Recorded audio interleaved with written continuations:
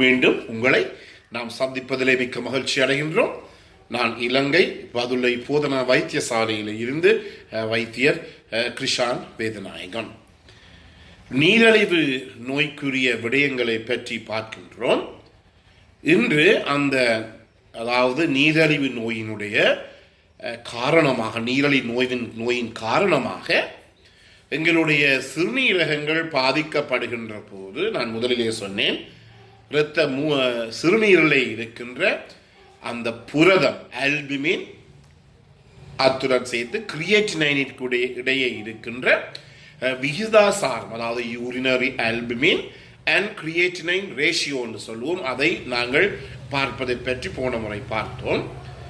முக்கியமாக இதில் ஒரு விடயத்தை நாங்கள் பகிர்ந்து கொள்ள வேண்டும். என்னவென்றால், இந்த சிறுநீரக பாதிப்பு ஏற்பட்ட பிற்பாடு நாங்கள் சிறுநீரகங்களை இந்த அல்ட்ராசவுண்ட் ஸ்கேன் எனப்படுகின்ற படம் பிடித்து பார்ப்பதன் மூலம் அந்த சிறுநீரக பாதிப்பு ஏற்படுகின்ற முந்திய நிலைமை, ஏர்லி ஸ்டேஜஸ்லே கண்டுபிடிக்க முடியாத ஒரு தன்மை இருக்கின்றது.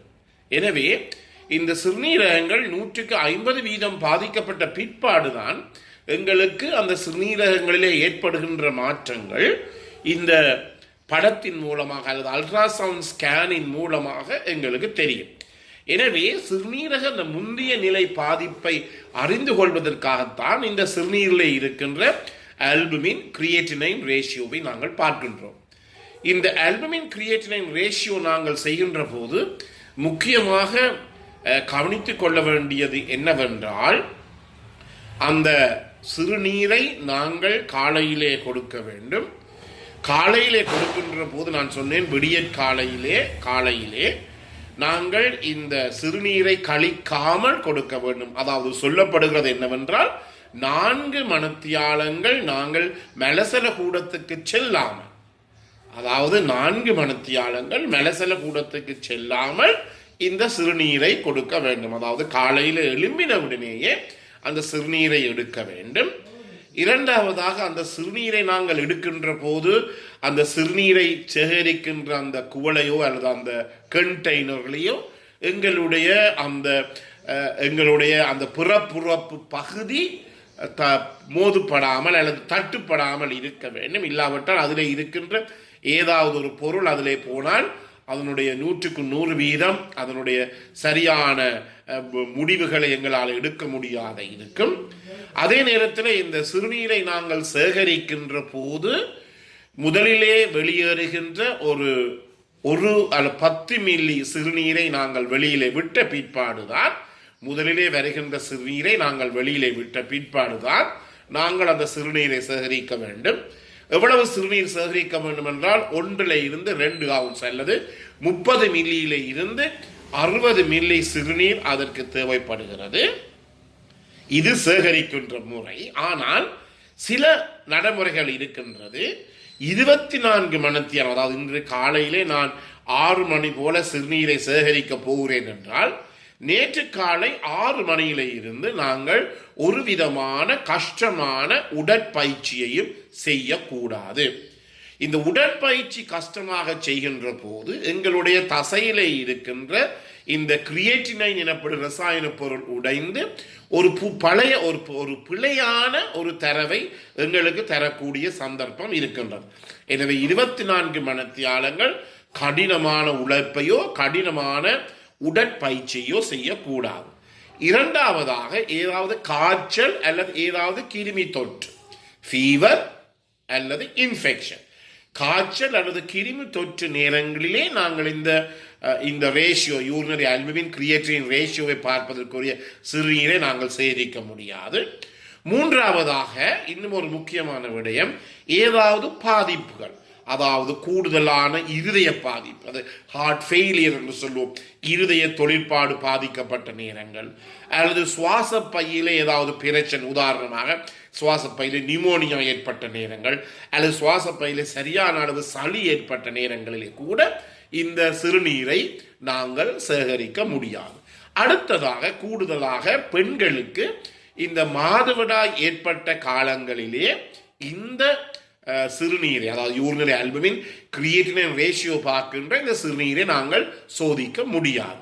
அதே நேரத்தில் யாருக்காவது சிறுநீரிலே இரத்தம் போகின்ற ஏதாவது பிரச்சனை இருக்குமாக இருந்தால் அந்த நேரங்களிலும் கூட இந்த சிறுநீரை நாங்கள் சேகரிக்க முடியாது. அடுத்ததாக யாருக்கும் கட்டுப்படாத நீரிழிவு நோய், கட்டுப்படாத குருதி அமுக்கம் அல்லது பிளட் பிரஷர், ஒருவருக்கு டயபிட்டிஸ் நீரிழிவு நோயில் இருக்கிற இரத்தத்தில் இருக்கின்ற சீனியின் அளவு கட்டுப்படவில்லை, அல்லது ஒருவருக்கு குருதி அமுக்கம் பிளட் பிரஷர் கட்டுப்பாட்டில் உள்ள உயர் குருதி அமுக்கம் ஹை பிளட் பிரஷர் இருக்கின்ற இந்த நேரங்களில் கூட நாங்கள் இந்த சிறுநீரை நாங்கள் சோதித்து பார்க்க முடியாது.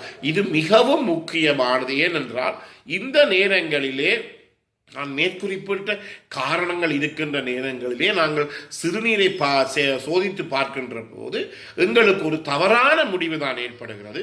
இந்த தவறான முடிவை நாங்கள் ஒரு நோயாளிக்கு சொல்லுகின்ற போது அவர் உண்மையாக மனசிலே சரியாக பாதிக்கப்படுவார். ஏனெனில் இப்போது அனைவருக்குமே அனைத்து விடயங்களும் தெரியும் என்றபடியினாலே நாங்கள் அந்த நோயாளிக்கு என்ன சொல்ல போவோம், உங்களுடைய சிறுநீரகங்கள் பாதிக்கப்பட்டு விட்டது என்று சொல்லுகின்ற போது அந்த தவறான முடிவின் காரணமாக நோயாளி சரியாக அவருடைய மனது ரீதியிலே பாதிக்கப்படக்கூடிய ஒரு நிலைமை இருக்கின்றது.